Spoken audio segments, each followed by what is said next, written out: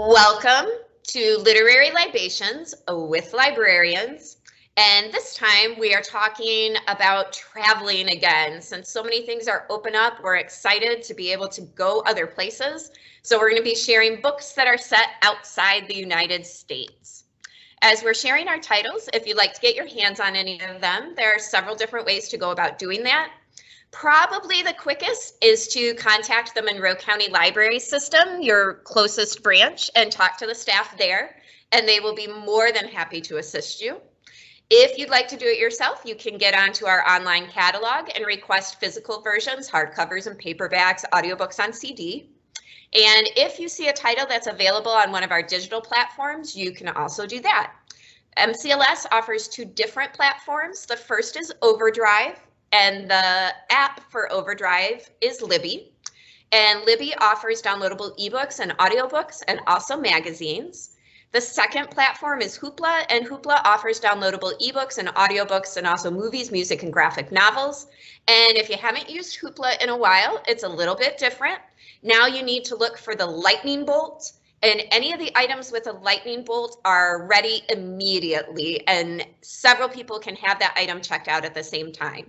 If you don't see the lightning bolt, then you may have to have a little bit of a wait for that. I am Jennifer Graneski, and I am the community librarian at the Dundee branch. And our introductory question for this week is, since we're talking about traveling again, is if you could travel anywhere outside the United States right now, where would you go? And for me, I kept it pretty simple. I chose the place that I didn't get to go to in 2020, which was Stratford, Ontario, for the Stratford Festival. So I just would like to go back to Canada, apparently. I want to be able to go there. I want to see a show. If you haven't been to Stratford, it's a lovely little town with some fun restaurants and lovely shops. And it's just a nice, I find it relaxing. I love the theater that they do there, and I'm looking forward when they can do all of their performances again. They do have a limited schedule this year, but that's where I would choose to go. Also with us this week is Jen McCarty, a reference librarian at our Ellis branch. And where would you travel outside the United States if you could? Well, I have always wanted to go to like the UK, specifically Ireland and Scotland. Those are the two that I'd really like to hit. That's kind of my dream vacation anyway. Just like, go like spend a couple of days in London, and then, maybe go do, just the whole UK area. I want to do that anyway, but it would be really nice to do it now. Yes, it would. I agree. Thanks, Jen. Also with us this week is Isabella Arnold, a processing clerk at our DOMI Administrative Building. And where would you travel to, Isabella? Well, I thought I had this really solidified, and it's like, I'd want to go to like Amsterdam, Copenhagen, Denmark. Like, I'm all about that type of vibe, just because, the Danish are the happiest people on earth. But then I heard Canada, and I was like, wait, I want to go to Banff really bad because it's supposed to be beautiful. But then I thought, I want warmth. I want to go to the coast of Greece or something. So apparently I have a bucket list lining up in my mind. So I'd like to go anywhere. Yes, that's kind of how it feels like. I'm just willing to go anywhere right now. Who wants to take me? I'm versatile. Let's go. Thanks, Isabella. Also with us this week is Ashley Lyford, the community librarian at the Summerfield Petersburg branch. And where would you go to, Ashley? I think I would go somewhere in Europe that I haven't been to yet. So maybe like Ireland or Germany. My husband really wants to go to Germany, so that would be in there. But also I kind of just want a really chill, relaxing vacation. So I'd like to go somewhere back to Punta Cana, which is where we got married, and just, sit on the beach, drink some drinks, and not do much. Some libations, if you will. Yeah, yes, libations. Exactly. So I have kind of a bucket list too. Just, anywhere would be nice. Anywhere, just a break from here. Mm-hmm. Thanks, Ashley. And to kick us off, talking about books set outside the United States, let's have Jen get us started. All right. So my first book is one that I have been trying to fit into one of these since we've read it, because it's one of my favorite authors anyway. It's Ink and Sigil by Kevin Hearn, and this book is a kind of a continuation, but it's a standalone book of the Iron Druid series. If you have followed along with our literary libations, you've heard me talk about it more than once, because I have talked about it more than once, the Iron Druid. But this book is kind of set in that same world, but it's different characters. The main character is Al McVarish, and he is a sigil agent, which basically means they kind of liken him to a wizard, but that's not really what he is. He can use special inks that he creates himself to draw specific sigils that have power. So throughout the book, he does different things with sigils. He can make you forget. He has one that kind of outwire, like can't think of the word I want to use. Like stops technology surveillance. It like blocks out every camera as he walks by it, as long as he has that sigil on. And he is a human, non-magical, totally mortal person in this sort of magical world. At the point where the book starts, he is older. He's kind of elderly. He has a glorious white mustache, which I love when they talk about it. And he talks about sort of the various pieces of being an older gentleman. He's widowed, but he also has a curse. He's discovered at some point that someone has placed a curse on him where if they hear his voice too frequently, they start to inexplicably hate him. And he only discovers it after his son like freaks out at him and refuses to talk to him, and like there was no reason for it. So like he can talk to you when he first meets you, but he pretty quickly has to start going either by, he uses a speech app or written word. He can't talk out loud to you because then you might start hating him. And he owns a print shop, which is kind of his day job, but then he's also this sigil agent. So what they do basically is sort of, they create magical contracts between the different pantheons of the magical world. So the book is set in Scotland. Probably should have started with that since that's our theme. The book is set in Scotland, but he deals with the Irish Fae a lot. He deals with kind of all the magical beings, all of the mythological beings that we think of. He deals with all of them.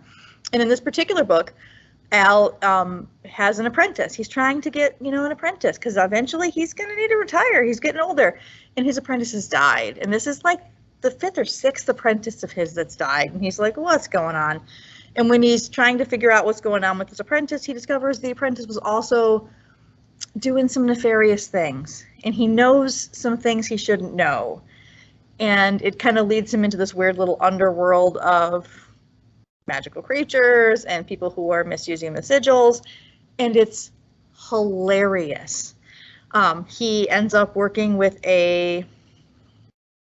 I can't remember exactly what he is, but a magical creature of some sort, who goes by Buck, and the name is actually really funny. I'm not going to give that away. Buck is super funny. He's a hobgoblin. I remembered. It's just really, really funny. You have this older gentleman. It's all written in the Spanish dialect, which I normally hate when books sort of write with the with an accented dialect or whatever. But it works so well here, and Kevin Hearn has done such a really good job of creating that sort of Scottish brogue in the written form. I also was just listening to an excerpt, and the audiobook is all in the Scottish accent, and it's gorgeous. I wish we had it in our system because I want to listen to the whole thing now because it's so great. But that's Ink and Sigil. So fun. You don't have to know the Iron Druid series to read it. It's the first book in kind of a new series that's going to be a little bit of a spinoff, but very, very good, very, very funny, great for any fantasy reader. So fun. My second book, changing gears a little bit, is set in Italy, and it's a very cute, quick, cozy romance. It is Every Boy's Got One by Meg Cabot. And this book is set in Italy, as I said. Our main character is traveling to Italy for her best friend's wedding. Her best friend is about to get married. They decide they're going to elope. So she's the maid of honor, and she decides to initially it starts off, I'm going to create like a travel log of this. And her thought is, I'm going to create this travel diary and then I can give it to them on their first anniversary and it's going to be so cute. But she hates the best man. His name is Cal and she hates him. He's like everything she's not. She's super kind of whimsical and she's a cartoonist and she's got this famous cartoon and he's never heard of it. And so she's like, hello, you're a jerk. It's awesome. She's super into pop culture. He's very serious. He's a journalist. And so it quickly, her travel journal, which is how the story is told, is quickly becomes, oh my God, this is the awful thing that this guy did to me today. And like, how am I going to deal with being stuck with this person for the next, couple of weeks because we have to help this wedding happen. And it's just super, super cute. And it's told in a very cute way. It's told through her travel journal and emails. So there's like things that happened, back home in the US where they've left their families and the emails about, different things. And it's, like I said, it's a very, very lightweight book. It's a romance. I'm sure you can all figure out exactly where it's heading, but it's cute and it's fun and it's funny and it's just a super fun book. And I also personally think it's really fun because, little author trivia for you, Meg Cabot actually eloped to Italy in the area where this is set. So it's kind of a cute thing if you know that the author did that and got married kind of, surprisingly in Italy and like whatever. That's super cute that like she was able to turn that kind of into a cute little book. But I really, really like this one. And it's, like I said, it's a great summer read because it's light and it's kind of fluffy and it's fun and it's not, it's just a fun romance. Nice. Thanks, Jen. I was thinking as you were saying that, I was like, that sounds like a good one for summer. Yeah, it's just nice. It's relaxing. If we can't actually travel because we don't have the time or whatever, that sounds like a good take you away and travel. And she talks a lot about the Spanish or the Italian countryside and where they're staying. And so there's, descriptions of the beauty of it. And it's just a really, really fun, cute book. Nice. Thanks, Jen. Let's have Isabella share her Set Outside the United States titles next. Well, my first title is Bringing Up Bebe. So I have a 16-month-old and I love reading books on other cultures and parenting. And so I read this one before he was even born, and I feel like this made such a huge difference in our lives. And it's an American mother, and she moves with her English husband to France. And it's just kind of her learning how to parent her own children there.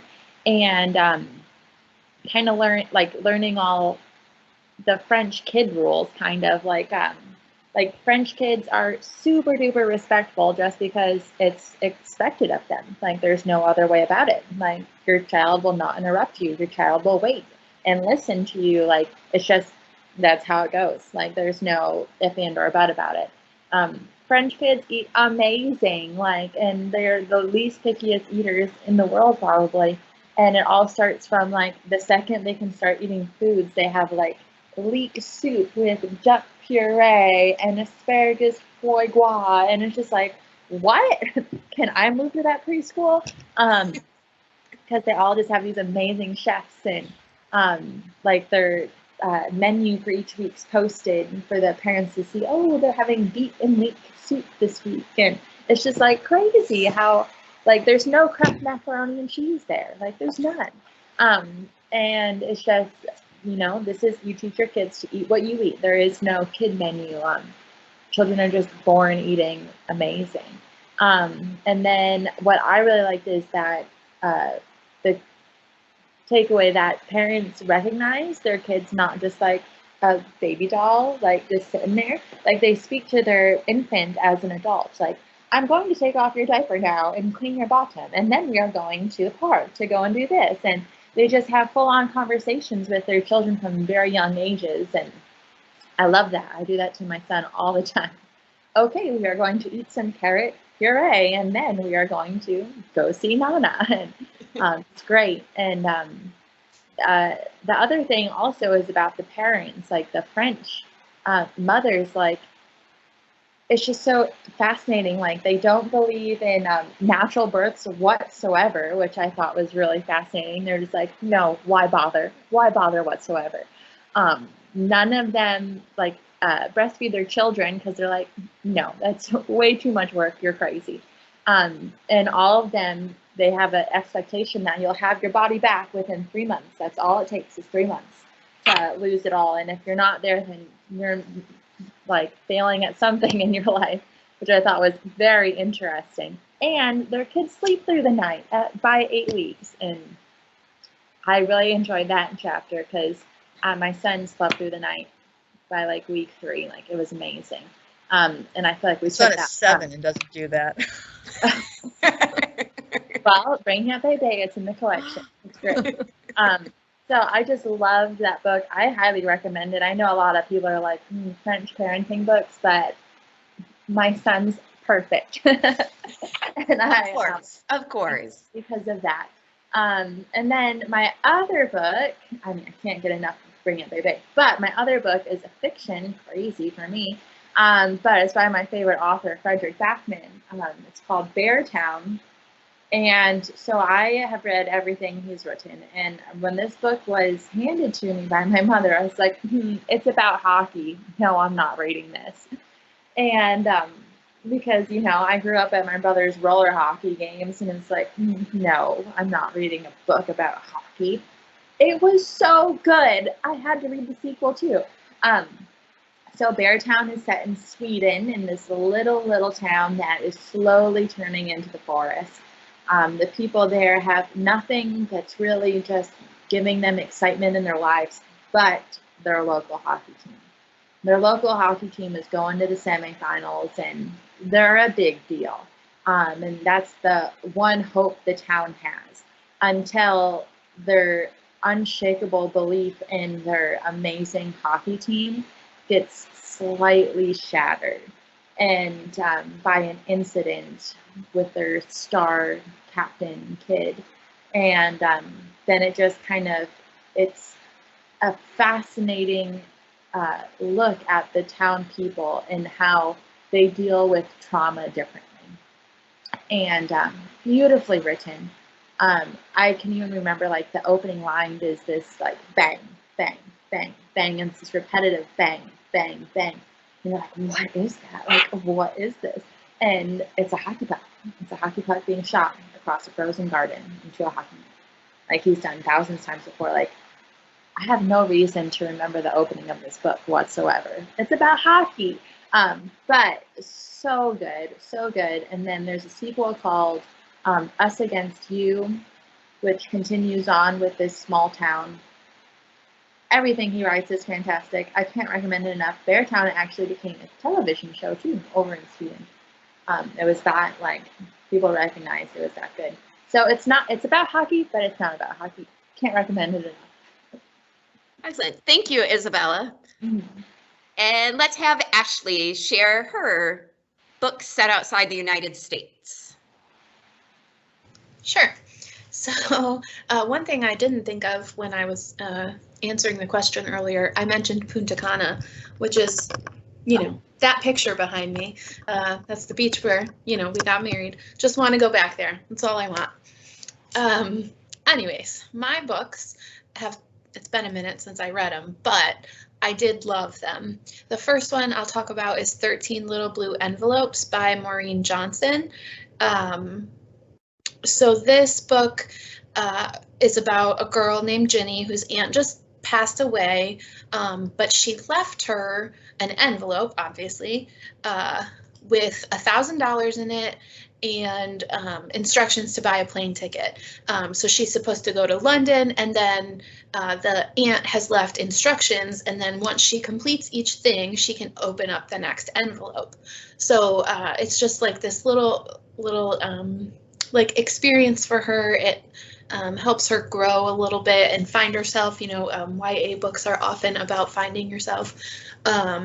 But I think, like, I thought of the trip as like something her aunt would have wanted to do with her, but she ran out of time. So she kind of got to experience the joy of London through her aunt's perspective as well as her own. I also think I read this book shortly after going to London, so it was nice to like be able to know the locations that she discusses or visits, since I had previously been there. So that's a good one. You should check it out. The other one, I'll be very brief with this one because while I know I really loved it, I gave it a 5-star review. I don't remember all the details.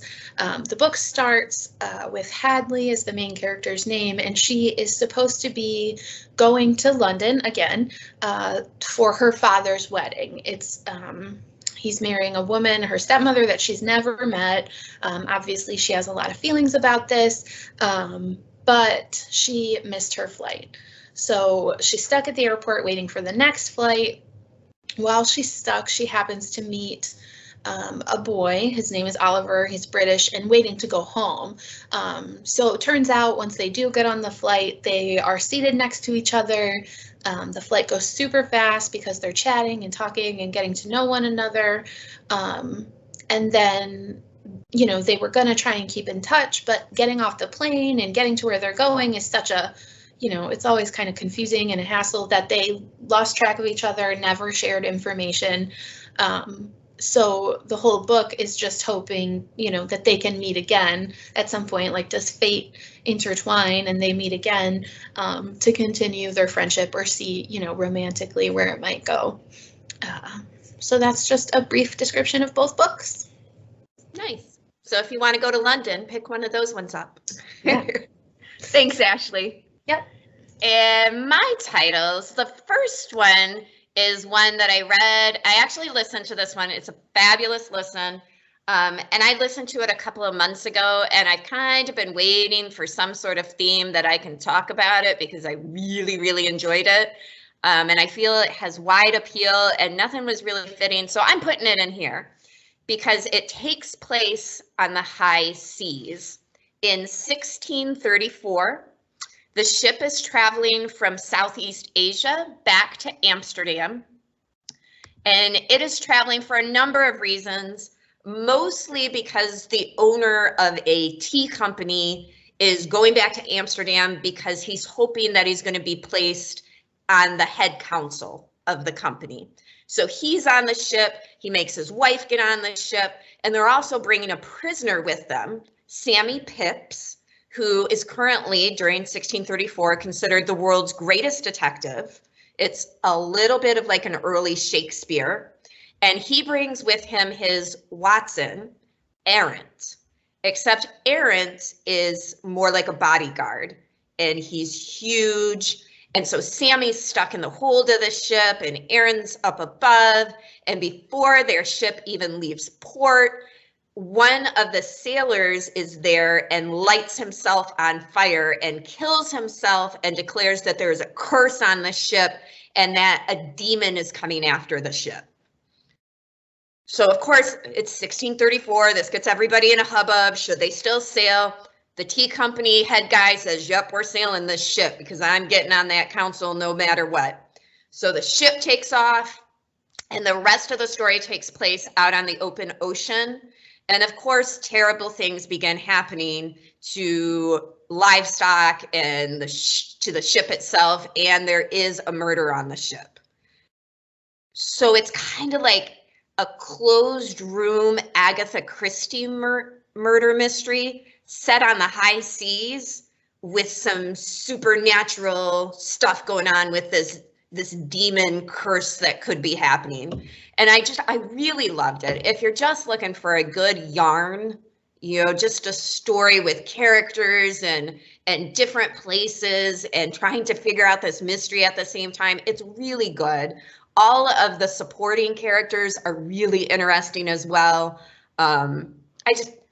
2 thumbs up if you need a good listen. If you love that sort of high seas adventure combined with murder mystery, pick this one up. I can't recommend it highly enough. I never wanted to stop listening to it. I was like, there's got to be something I can do that I can put my headphones in and be able to listen to the story at the same time. The next one is one that first I have to thank NetGalley and Blackstone Publishing for the advanced digital arc. It's going to be released in August, I believe. and it is called 56 Days. And if you know me, I do have a horror thriller love. And so when I saw this one, I just couldn't resist.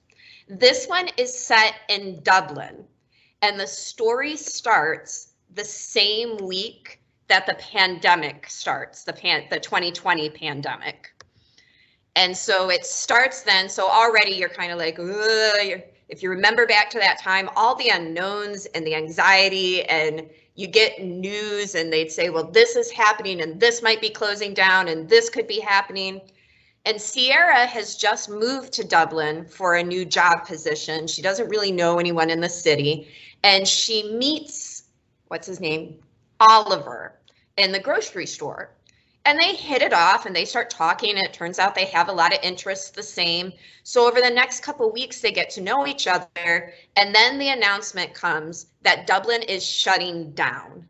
And in Dublin, when they shut down hard. Pretty much everything was closed except for grocery stores and essential businesses. And you were not supposed to go more than 2 kilometers from your home. Well, Sierra and Oliver live more than 2 kilometers from each other. And they're both good law-abiding citizens, so they don't want to break the shutdown. And so they start talking, and Oliver offers to Sierra to come and live with him during the shutdown. At the time, they think it's only going to be for 2 weeks. So he says it'll kind of be like a vacation. You can do your job from there. His apartment is bigger than hers. So she agrees. 56 days later, a dead body is found in that apartment. Whose body is it? You don't know at the beginning of the book. How it got there, you don't know. So the book then kind of takes you back and forth in the timeline, letting you know what happened in that apartment during those 56 days, up to the point where the police investigation begins 56 days later. So if you like thrillers, it's a super quick read. It's got some dark parts in it, so be prepared for that. It's not a light read. But you know, you get a feel for Dublin. If you're the sort of person who wants to try and process this whole pandemic thing through the eyes of a thriller, you can do that too. So I really enjoyed it. It's worth picking up. It is in the library system. You can place your name on the waiting list right now if you're interested in it. And as soon as it's released, they'll send the copy to you. So those are my 2 books set outside the United States. Thank you to all of you for sharing your titles. Thank you to those of you who listened. And we will be back with a new topic and new titles in a couple of weeks. Thank you. Bye.